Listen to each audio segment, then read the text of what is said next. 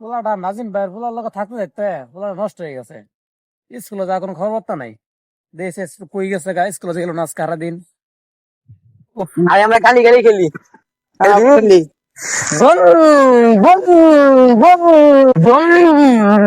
বন্ধু কি করছ আমার ব্যাগ সেটিং করে আলাইছ বন্ধু আব্বাই দাদি পলাই পলাই আব্বাই দাদি এই কই যাস তোরা? এই দেও দেও দেও পোলার আকল আমার দে কই যে পলাইছে।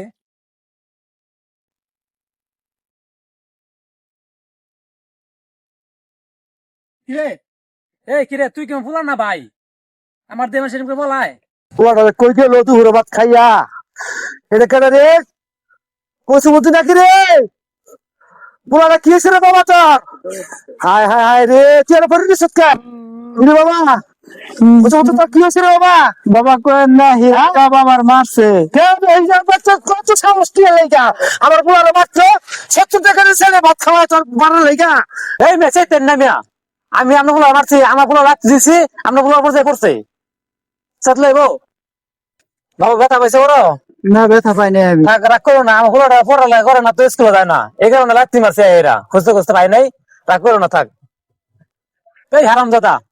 যা এই সরি স্কুলে যাই দিব তোর এখন আব্বা আমি স্কুলে যাবো না করে না গাম ধরে স্কুলে যাবো না ওখানে যা কিছু করে সুতমানি বড় দাম লেগে গেছে যাবো না আমি আগে স্কুল দিব যাবো না আর আমাদের বাড়ি বন্ধ যাবো না আমি সে তো মরণ